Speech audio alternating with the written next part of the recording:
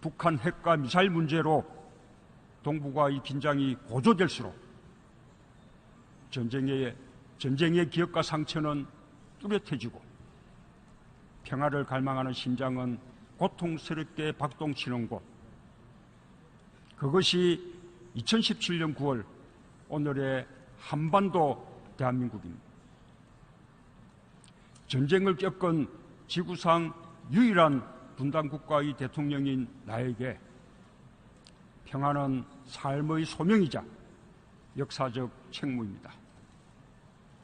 나는 촛불혁명을 통해 전쟁과 갈등이 끊이지 않는 지구촌에 평화의 메시지를 던진 우리 국민들을 대표하고 있습니다.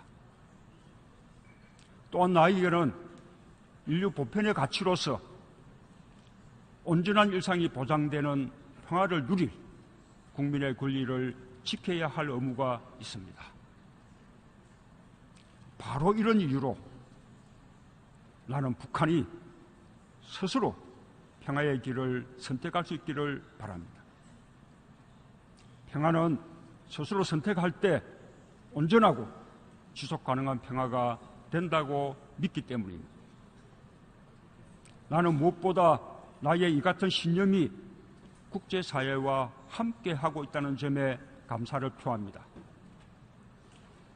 최근 북한은 국제사회의 일치된 요구와 경고에도 불구하고 기어이 6차 핵실험과 미사일 도발을 감행함으로써 우리 모두에게 말할 수 없는 실망과 분노를 안겼습니다. 북한 핵실험 후 우리 정부는 북한으로 하여금 도발을 중단하게 하고 대화의 테이블로 이끌어내기 위해 더욱 강력한 제재와 압박이 필요하다는 점을 주변국과 국제사회에 적극적으로 밝혀왔습니다.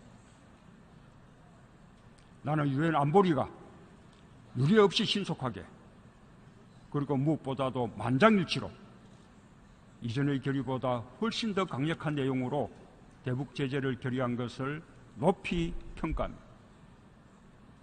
북한 핵과 한반도 문제에 대해 국제사회가 함께 분노하며 한 목소리로 대응하고 있음을 분명하게 보여주었습니다. 한반도 문제의 당사자로서 우리 정부의 입장에 대한 국제사회의 공감과 지지에 거듭 감사드립니다.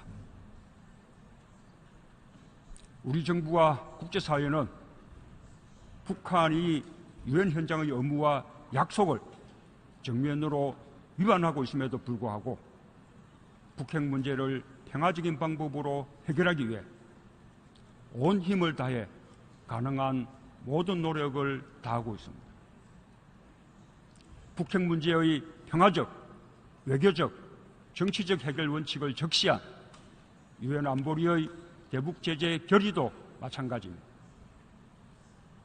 나는 세계 평화와 인류 공영을 위한 실천을 다짐하는 유엔 총회의 자리에서 다시 한번 북한과 국제사회에 천명합니다.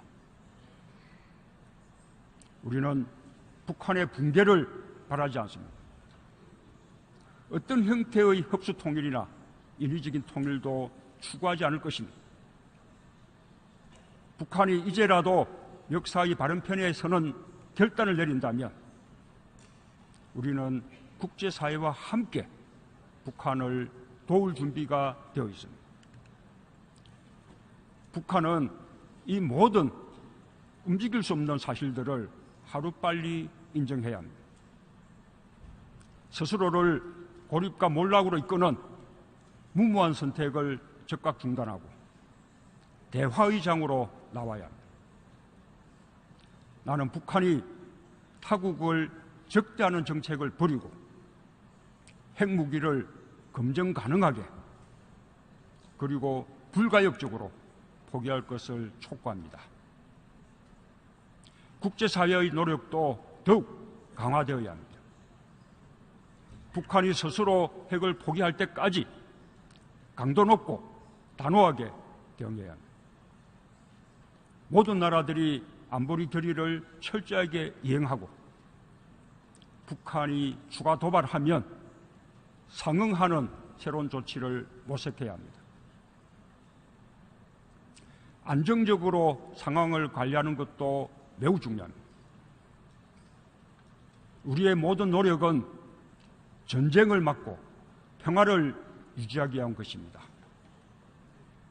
그런 만큼 자칫 지나치게 긴장을 격화시키거나 우발적인 군사적 충돌로 평화가 파괴되는 일이 없도록 북핵 문제를 둘러싼 상황을 안정적으로 관리해 나가야 할 것입니다. 천명합니다. 우리는 북한의 붕괴를 바라지 않습니다.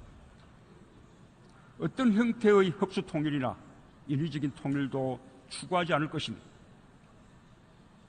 북한이 이제라도 역사의 바른 편에 서는 결단을 내린다면 우리는 국제사회와 함께 북한을 도울 준비가 되어 있습니다. 북한은 이 모든 움직일 수 없는 사실들을 하루빨리 인정해야 합니다.